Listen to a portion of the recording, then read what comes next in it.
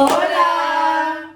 Hola chicos, bienvenidos otro día más a Charla la Facu. Hoy hemos cambiado un poco el setting del sitio porque no estamos en el césped, como podéis ver, y nos hemos movido más porque es una charla un poquito más formal, más interesante, más seria, más profundo. porque vamos a hablar de la deuda.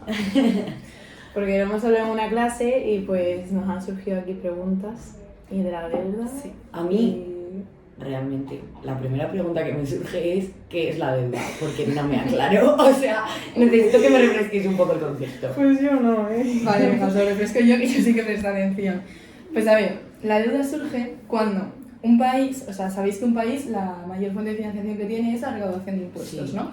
Pues cuando con esta recaudación de impuestos no tiene suficiente dinero para realizar pues las infraestructuras o los proyectos que quiera, pues acude a realizar, o sea, crea una deuda para que le financien otros actores. Es decir, emite, pues, puede ser bonos del Estado, letras del Tesoro o lo que sea, obligaciones, y pues entran otros actores, otros acreedores, como pueden ser pues administraciones públicas, bancos, inversores privados, empresas, para financiar al Estado. Pero, en plan, porque es que yo siempre escucho como interna, externa, pública, no sé Claro. qué. O sea, tenemos la deuda pública y la deuda pública puede ser, que es la deuda del Estado, y puede ser interna o externa. Muy fácil. Interna, cuando los acreedores, los que invierten, pues son pues, empresas o particulares nacionales. Y externa, pues cuando son extranjeros, cuando son pues organizaciones internacionales, empresas externas, inversión externa, pues en ese momento nos encontramos con la deuda externa. Vale, pero lo que vimos el otro día en clase era como un montón de crisis y tal. O sea, ¿qué pasa si el nivel de deuda es muy alto? En plan, es sostenible. No sé. Claro, pues cuando el nivel de deuda de un país es tan alto, lo que pasa es que el país corre el riesgo de no poder pagar la deuda, de entrar como en un default, y aquí es cuando entra el peligro de tener tanta deuda. Pero, o sea, eso... Porque yo pienso en la deuda y me salen como muchos términos de ahora. Pero antes había deuda. Sí. O sea, la deuda es una cosa que lleva pasando un montón de tiempo. De hecho, en los periodos de descolonización ya es como que podemos empezar... La deuda es histórica. Toda la historia ha habido histórica. Vale. Durante toda la historia ha habido deuda. Pero en el momento de descolonización empieza a incrementarse mucho. ¿Por qué? Pues porque hay muchos países que se independizan.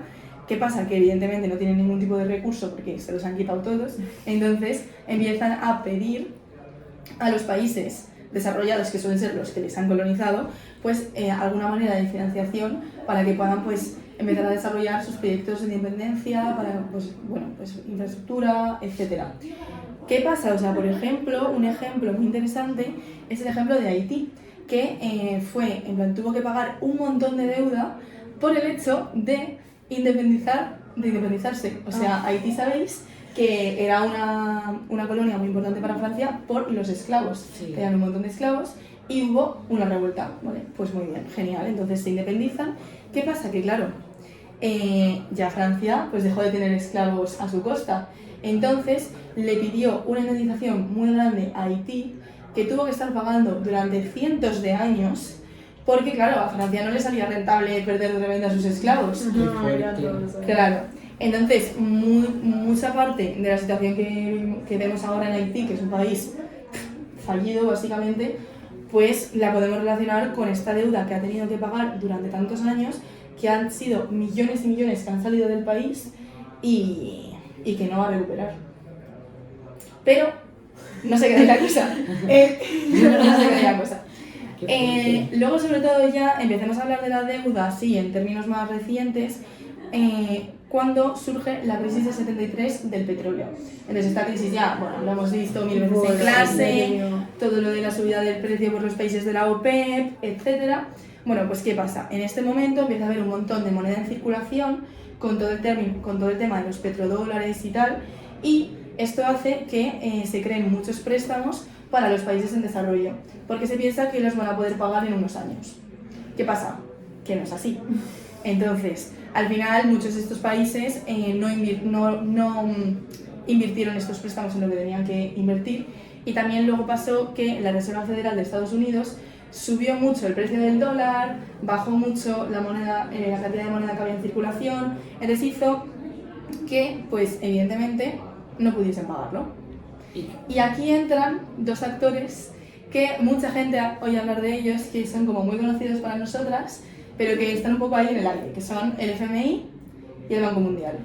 Estos tienen tela, porque realmente tú piensas en deuda y los dos actores lógicos son el país acreedor y el país prestatario, ¿no? En plan, que tienen un intercambio entre ellos. Pero en realidad, ahora mismo en el plano global por lo menos, no es así. Y esto pasa porque hay un montón de agentes privados, organizaciones internacionales, y de estos los dos más importantes son el FMI y el Banco Mundial que has mencionado tú. Para entender todo hay que conocer a fondo estas instituciones.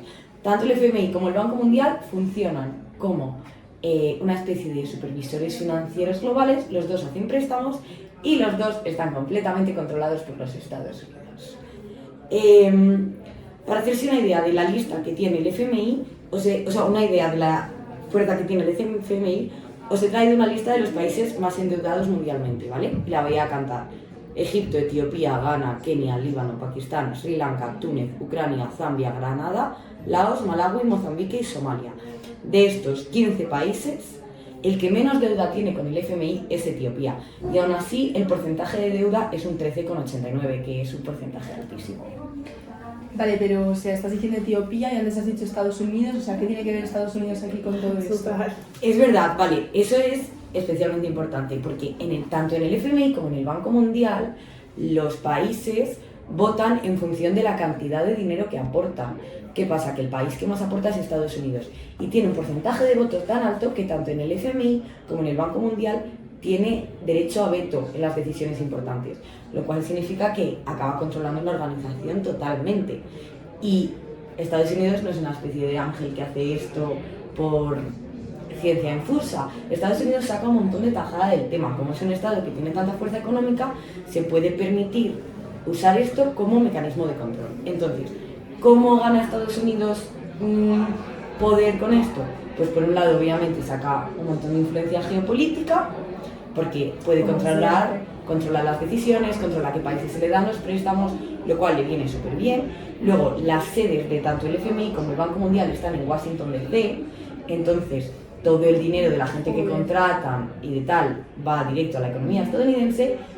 Y luego hay una cosa que se llama el flowback, que es que el dinero, cuando Estados Unidos aprueba un proyecto de deuda, por ejemplo en Mozambique, bueno, Estados Unidos, el FMI, cuando el FMI aprueba un proyecto de deuda, por ejemplo en Mozambique, normalmente se contratan empresas estadounidenses para hacer ese proyecto. Entonces, todo ese dinero vuelve a los Estados Unidos. Y esto no se queda aquí, porque especialmente en el FMI, que es el más importante de estos mecanismos, o del que más se oye hablar, funciona en dólares. Entonces, todos los países se tienen que acostumbrar al tipo de cambio estadounidense. Y aparte de eso, refuerza su economía porque el Departamento del Tesoro del FMI todos los años hace una valoración de activos. Es decir, dice, vale, a ver cuánto le ha dado cada país a otros países mediante el FMI. Y el dinero que Estados Unidos le da al FMI es una inversión y esa inversión suele subir. Quiero decir, si Estados Unidos le da 1.000 euros a Mozambique, ¿vale? Luego eso puede suponer un valor de 2.000 euros en un futuro. Pues esos 2.000 euros que ha subido, los 1.000 euros que había invertido Estados Unidos, vuelven y se cuentan en los libros como dinero que tienen los Estados Unidos. O sea, si me estás diciendo que Estados Unidos controla todo, ¿quién controla a Estados Unidos? Porque eso ya es otra cosa, ¿no? Claro, Estados Unidos, es que es muy buena pregunta, porque Estados Unidos no es ajeno a los intereses privados, obviamente. Y además, siendo un país como tan corporativista especialmente, hay un montón de empresas que están detrás de las decisiones que toman los Estados Unidos. Hay tres en especial que son BlackRock, State Street y Blackstone, que tienen muchísima influencia en las decisiones que toma Estados Unidos y por lo tanto las decisiones que toma el FMI y tal. BlackRock, por ejemplo, es una empresa que, esto en España parece impensable, pero invierte tiene ahora mismo 11 billones de dólares gestionados en activos y a la vez aconseja al Consejo estadounidense. Es una empresa que tiene objetivos privados, pero a la vez tiene influencia directa en las decisiones públicas. Y todas estas empresas hacen el sistema de la puerta giratoria, que es mi corporativo está un día aquí y otro día está dirigiendo el gobierno de los Estados Unidos. Vale, pero a ver, o sea, esto todo como que está dando un poco la imagen de la hegemonía estadounidense, ¿no? Pero realmente ya Estados Unidos tampoco es una hegemonía global como tal, ¿no? O sea, hay otros países importantes, Es que es por ejemplo, pues China ahora tiene un rol muy importante en la Claro, economía, China ¿no? tiene que hacer algo, ¿no?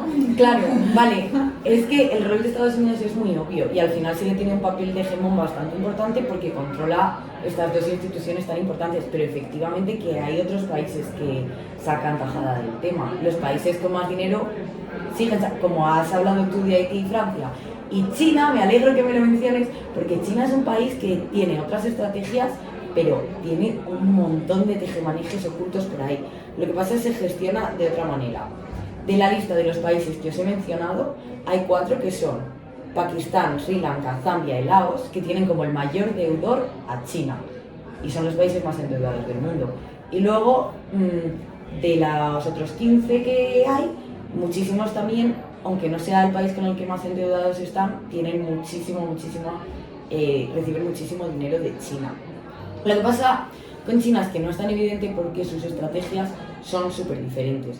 Por ejemplo, China suele funcionar mediante deuda oficial bilateral, que es un tipo de deuda en el que no hay ninguna organización de por medio. Yo te presto a ti, tú tal, y el acuerdo lo hacemos entre nosotras dos.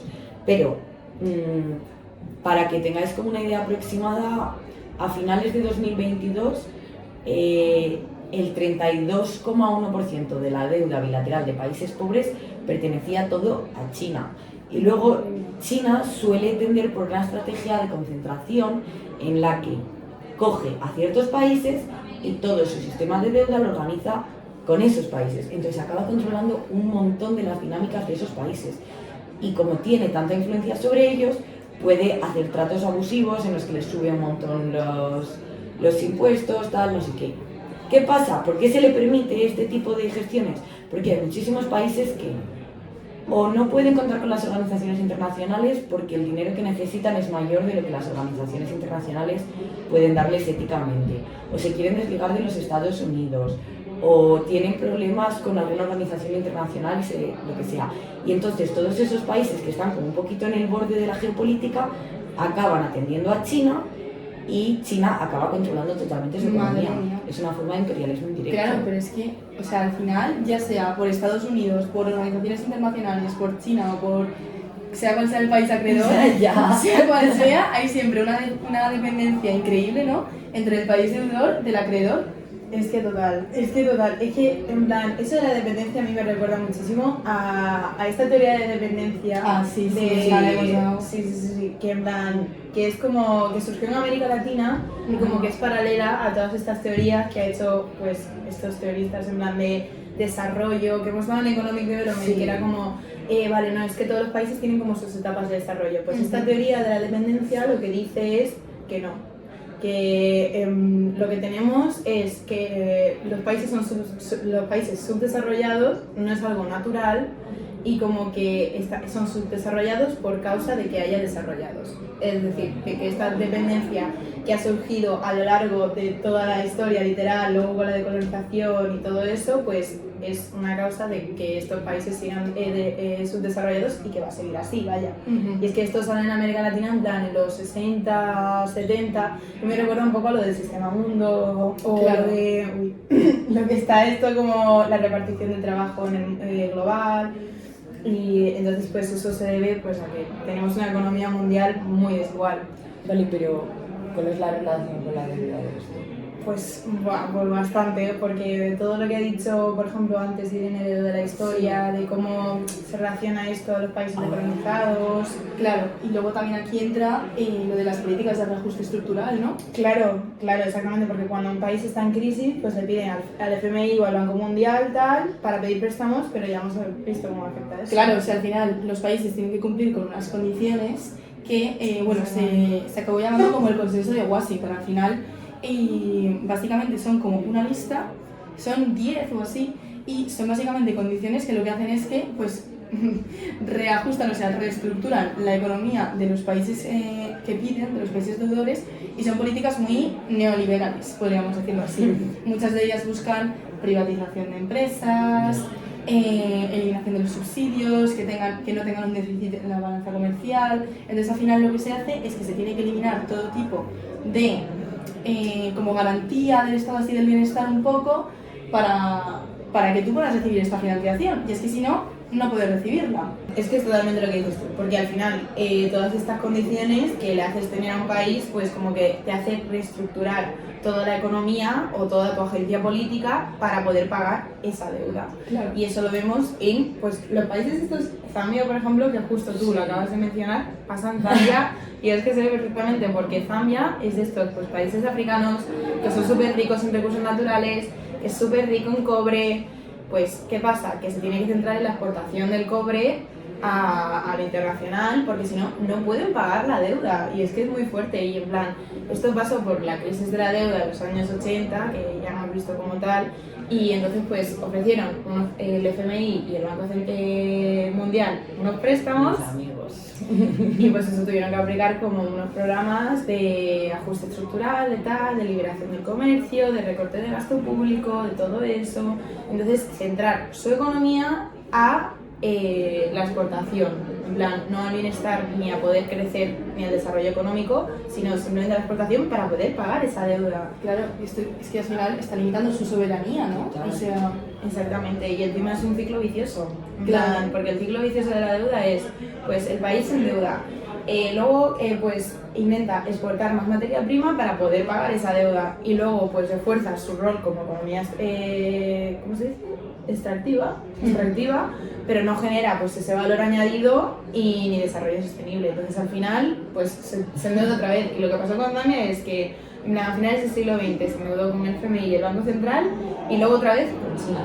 Y es ahora la que tiene eso, y de hecho en plan se declaró en impago, en plan en default en 2020.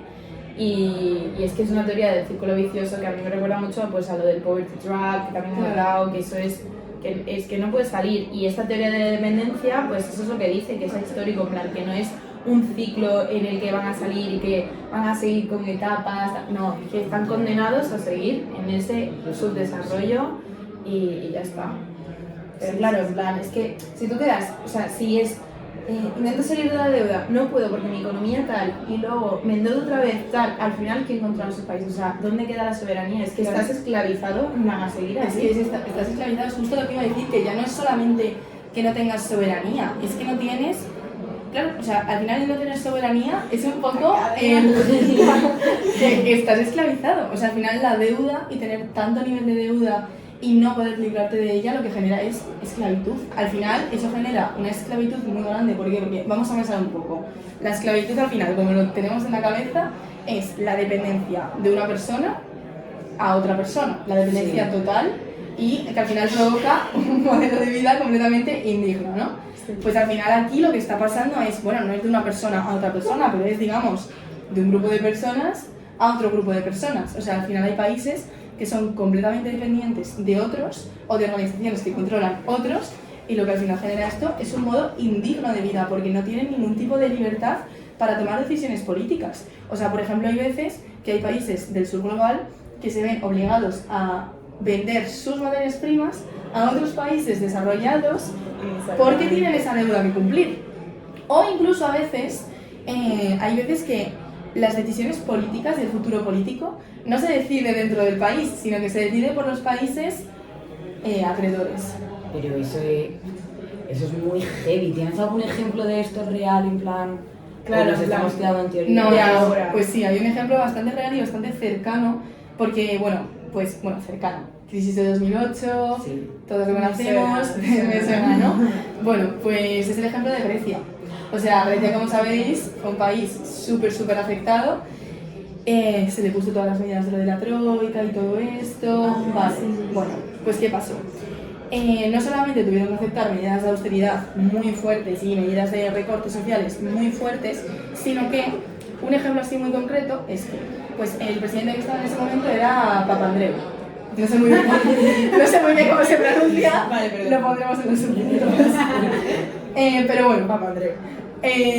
pues hicieron en 2011 un referéndum para ver si la población aceptaba las medidas, otras medidas de austeridad que se les iban a poner. ¿Qué pasa? Que esto a algunos países acreedores de la Unión Europea y al Banco Central Europeo no les voló nada, entonces dijeron, corta. Y quitaron el referéndum. Entonces al final, el referéndum, que es una manera de ver la voluntad del pueblo, ¿no? Y la voluntad de la gente, fue completamente eliminado porque había países acreedores que eran los que iban a poner el dinero, que les amenazaron con dejar de financiarles y que se siguiesen con la deuda y con la crisis. Y no solo eso, sino que esta deuda continuó. O sea, por ejemplo, en 2015 ya vino otro político más y dijo, o sea, cuando Papandreou se fue, vino otro, y una de sus principales medidas, ¿no?, de la legislatura era ya terminar con este tema de las medidas de austeridad y todo, porque ya era 2015, 7 añitos desde la crisis ya tocaba, ¿no? ¿Qué pasa? Que tuvieron que volver a aceptar otro paquete de medidas de austeridad de la Unión Europea y de nuevo vemos cómo esta soberanía política de los países queda pues completamente limitada. Es que es muy porque claro, al final las medidas de austeridad ¿a quién afectan también? Pues a los ciudadanos que tienen recortes en educación, en sanidad, etcétera. Es que a mí me recuerda mucho, o sea, como que me parece que necesitamos acercarnos al neocolonialismo. Un poquito. Sí. Cuidado, pero tanto política y tal, economía, o sea, esto, en plan, nada más, porque sí, vale, afecta a la política, que afecta a lo social, pero claro, también, si vamos un poco más allá y vemos en cosas así, a lo mejor son cosas que tampoco tenemos muy presentes, ¿no? Aunque cada vez el tema del ecosistema y el medio ambiente es más presente, nunca lo llegamos a tener tan presente como la política o la economía, ¿no? Pues claro, tenemos que pensar que también hay muchos países, también, pues por ejemplo, países poco desarrollados, que tienen que aceptar ser básicamente los contenedores de países desarrollados y vender su medio ambiente porque tienen una deuda con países y pues que su medio ambiente, sus recursos naturales, o sea, ya no solamente que se extraigan sus recursos naturales, sino que muchísimos residuos de los países desarrollados son llevados a países del sur global para que sirvan como vertederos y para al final lo que está produciendo es una degradación del medio ambiente de los ciudadanos que viven ahí, que ya no es solo que no tienen decisión política, sino que su día a día se ve afectado porque ya no puedes disfrutar de lo más simple que es el medio ambiente que te rodea, ¿sabes?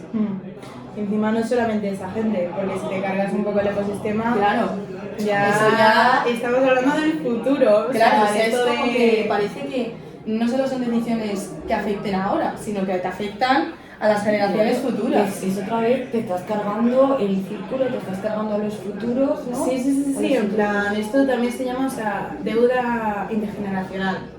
En plan, que es como una esclavitud a futuro, total, en plan, lo de la deuda, porque al final, claro, tú ponte que, por ejemplo, Grecia o España, tal, en plan, estas políticas que han hecho para sobrevivir en la crisis de 2007-2008, no solamente afectan en plan a la gente que está viviendo en 2008, van a afectar a la gente que viva muchísimo más tarde, incluso nosotros ahora, ¿sabes? Entonces esto es, esta deuda intergeneracional es como pues cuando las decisiones no las han tomado la gente que vive ahora, sino están viviendo las consecuencias de decisiones que tomaron generaciones atrasadas. O sea, claro, es muy es que al final las agendas políticas a largo plazo, al final es lo que pasa, ¿no? O sea, nosotras no hemos decidido lo que se hizo o lo que se pensó 20 años atrás, pero estamos viviendo con las consecuencias de ello. Exactamente, en plan, por ejemplo, España es que es muy buen caso de cómo esta agencia pública pues, afecta al futuro, porque claro, en 2007, pues, bueno, toda la crisis, ya sabemos toda la historia, de que gran parte al final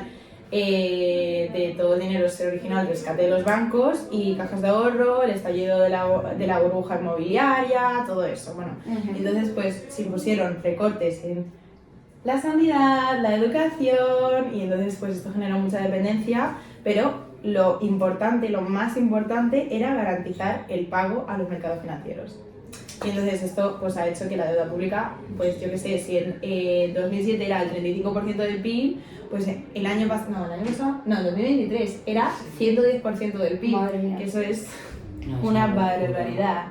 Entonces, pues claro, ahí se ve como el Estado pues cambia, ¿sabes? En plan, se trata de pues garantizar esa confianza en los mercados financieros antes de que la justicia social, y en plan, lo más grave es que, claro, las generaciones más jóvenes heredan no solamente la deuda, sino las consecuencias y estas políticas. Claro. Eso no se paga en un año, ¿sabes? Y, por ejemplo, o sea, porque ahora estás diciendo que como las nuevas generaciones tenemos que dar estas consecuencias, Pues, por ejemplo, estamos en un contexto de una crisis de la vivienda increíble. De hecho, ¿cuándo fue? El sábado, ¿no? Fue la manifestación del 5 de abril. Sí. ¿Tú crees que hay una relación entre esta crisis de la vivienda que tenemos ahora y la gran deuda que tiene España? Es que, pues me alegra más.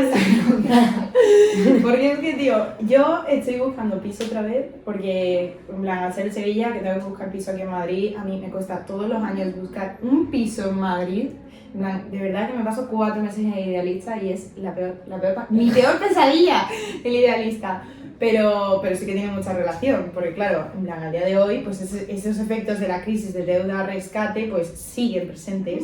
Y eso es la vivienda inaccesible, en plan, de precios de alquiler disparados, en plan, que ya no se ponga tanto dinero a la vivienda pública, porque por ejemplo, en plan, en Países Bajos a lo mejor se pone para la vivienda pública 30%.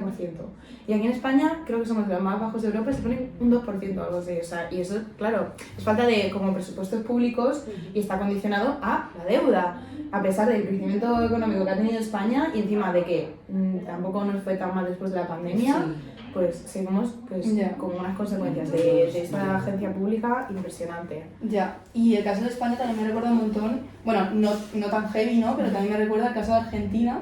Por ejemplo, también es un país que tiene una deuda muy, muy fuerte. Es que, claro, tenemos que recordar que la deuda no solamente es externa, es que también es interna. O sea, hay países que tienen una deuda interna muy grande. Por ejemplo, Argentina está súper financiado por el Fondo Monetario Internacional, o sea, tiene una dependencia a esas instituciones muy grande, pero es que también tiene una deuda interna muy, muy grande. Es decir, hay un montón de empresas, de bancos, de tal, que están financiando al Estado. Entonces, por ejemplo, ¿qué pasa? Que al final el Estado tiene que derivar muchísimos de sus recursos para intentar solventar esta deuda. Por ejemplo, en 2024, o sea, el año pasado, un 15% del PIB, que es una barbaridad, en vez de destinarse a gasto público, o sea, a gasto público bueno en sanidad, en educación, en infraestructura, en lo que sea, se destinó a intentar reducir esta deuda. Entonces, al final, esto, pues bueno, pues es que tiene unas consecuencias, pues como lo que hemos estado viendo con la crisis de la vivienda en España, pero... Y también, por ejemplo, en Estados Unidos también es un país que, bueno, como hemos visto, controla un montón de cosas, pero es que también tiene mucha deuda interna Estados Unidos, ¿eh? O sea, mucha. Pero si ha salido otro lado, ¿no? Ya, bueno, pero... Ya, bueno, pues no. Pero ¿quién controla Estados Unidos? Es que controla Estados Unidos. O sea... Es como lo de... Es que ¿quién controla Estados Unidos? Es literalmente lo de... lo que decía de esto en el texto de Tiranías, en plan, se habla de eso, de cómo todo el poder va también a medios de comunicación y a pues estas empresas súper grandes de tal, compañías. Y eso también lo dice, tío, es que estamos controlados. De hecho, ¿sabéis qué país tiene el porcentaje más grande de la deuda pública de Estados Unidos? China. Hegemonías. A tope. Vale. Pero bueno, sí. Es que... Sí. O sea, por ejemplo, en Estados Unidos, en 2011-2013 hubo un movimiento, ¿vale? Que era se llama el Tea Party, que eran como de políticos conservadores y, bueno, sí, de gente así conservadora, que dijeron, estaba en ese momento Obama al poder, y dijeron, como no reduzcas el gasto social, yo no invierto. Entonces la deuda no se paga, entramos en default y se va todo. Entonces al final pues hubo un montón de programas de seguridad social, como el Obamacare y tal, que fueron muy afectados por eso, porque claro, tuvieron que desistir a las demandas que les ponía este movimiento. Es que es muy fuerte. Es que al final, pues eso. Pero, claro, o sea, al final, o sea, como que estamos hablando de deuda intergeneracional, de no sé qué, de no sé cuántos, pero ¿podemos hablar de deuda, porque al final no lo hemos elegido, de deuda ilegítima? ¿O cómo llamamos a las cosas? Tenemos que tener... Claro, ya, o sea, porque, claro, tú al no haberlo elegido como de legítimo es que te estés tragando las consecuencias. Ya, eso lo hablan bastantes teoristas, en plan, lo hablan bastante, en plan, economistas y tal, de la deuda ilegítima o deuda odiosa también se dice, ¿no? Odiosa, es que eso Pero bueno, en plan, eso, o sea, es como una deuda que la gente que está pagando ahora la deuda, pues ellos no han tenido ningún tipo de decisión dentro de cómo se ha cogido esa deuda, ¿sabes? Vale, pero inciso, en plan, esto no es lo mismo que la deuda intergeneracional, son cosas, O sea, es que esto lo inventó, creo que se llama Alexander Sack o algo así, en plan, como que sacó esta idea, pero sí que es verdad que la sacó como en los años 50, en los años 60, entonces como se queda un poco obsoleta. Pero luego sí que hay otro pavo, otro tío, que se llama Jeff King, y este sí que como cogió esa idea y como que la cambió un poquito, y entonces como que puso como 3 requisitos, ¿sabes? Para que pudiese llamarse deuda odiosa o deuda ilegítima. Entonces, una es la ausencia del consentimiento democrático, porque claro, aquí tenemos que hablar ya de todos los países, en plan, muchísimos de América Latina, por cierto, de que con gobiernos corruptos o regímenes totalitarios han cogido una deuda sin, claro, el consentimiento democrático porque no había democracia y entonces pues, y la han utilizado luego pues para otra cosa que no sea el interés público, que eso es el segundo requisito, que es que tiene que usar, en plan, que si es el uso contrario al uso público, ¿sabes? Que se lo han gastado, yo qué sé, en armas, o en violencia, en plan, en defensa, en corrupción, que es alguno de los casos de América Latina, pues eso también es deuda ilegítima. Y luego pues el conocimiento del acreedor, en plan, que si el prestamista lo sabía o debía de saber que la deuda era ilegítima, pues se usaría de forma desigual o ilegal y tal. Y entonces pues eso, lo que dice Jeff King es que debería abordarse de una forma en plan de arbitraje internacional, porque es que todo lo de la deuda ilegítima no está puesto en el DIP, o sea, cuando vemos derecho internacional público no hay ningún tribunal en plan reconocido internacionalmente de que trate de estas cosas. Hay un comité que se llama CATDM o algo así, que como que intenta darle luz a estos casos, como resolucionarlos tal, pero al final es que es una ONG, no nos sirve tampoco muchísimo. Pero es que, por ejemplo, uno de los ejemplos es Ecuador. Ecuador es que es súper buen ejemplo. De hecho, cuando yo lo vi, lo busqué en ChatGPT y en ChatGPT me dio súper poca información porque me dio como que, nada, es que corrupto, ya está, ¿sabes? bueno, ya tío, está, lo que hay. Pero bueno, es que básicamente, en plan, Rafael Correa, que era el ministro de Hacienda, creo, de 2005, en plan, 2005 en Ecuador, dijo: mira, yo no quiero gastar todo mi PIB en pagar la deuda, ¿vale? Porque tengo aquí ciudadanos que tengo que cuidar de ellos, ¿sabes? Entonces, pues dijo que si acaso el 20%, que eso es bastante. Ya es bastante, sí, bastante, pero es que querían muchísimo más el FMI y el Banco Mundial. Pero entonces, claro, entonces pues dimitió como ministro, en plan, dijo que él no le va a pagar, qué tal. Y entonces pues eso, dijo que ya en plan declaró que era una deuda ilegítima y que en plan como que buscó ayuda en tribunales, al final como que se resolvió, pero claro, es que fue un proceso muy largo porque como no hay tribunales internacionales ni nada de eso para ver esto, y creo que al final como que los bonos del Estado como que lo pusieron a la venta con un precio muchísimo más bajo para comprárselo ellos mismos, o sea, fue un lío súper grande, pero al final pues como que escaparon un poco de esa deuda, pero es que... Claro, pero, o sea, ya tenemos, vale, por lo menos, bueno, en el caso de Ecuador salió más o menos bien al final, ¿no? Salieron más o menos bien parados, de que pudieron aliviarse un poco de la deuda, pero... Joder, habrá que buscar una solución o tendrá que haber alguna solución. Al final los países en deuda son un montón. Claro, es que al final estamos todos en deuda. ¿Quién no está en deuda? Tenemos un porcentaje de deuda altísimo. Entonces, ¿sabéis si hay alguna manera, si hay alguien, algunos, yo que sé, académicos o lo que sea, que hablan de soluciones a esta deuda? O... Claro, o sea, porque no se puede perdonar la deuda a todos, ¿no? Claro. Porfa. O sea, a ver, no, pues es más complicado de lo que parece porque hay muchos casos en los que sí que ha salido bien. O sea, por ejemplo, ¿os acordáis del terremoto de Haití en 2010? Sí. Me suena. Vale, pues se les perdonó toda la deuda en orden de que pudiesen como construir su propia infraestructura. Y de hecho, en 1996, el FMI y el Banco Mundial crean una plataforma que se llama, una iniciativa que se llama Países Pobres Muy Endeudados, PPME, que lo que hacen es que les fijan ciertos objetivos como para que vayan construyendo una infraestructura y tal, y a cambio les dan dinero, que vale, es evidente que perpetúa una dinámica de control, pero sí que les acaban perdonando o parte de la deuda o la deuda entera.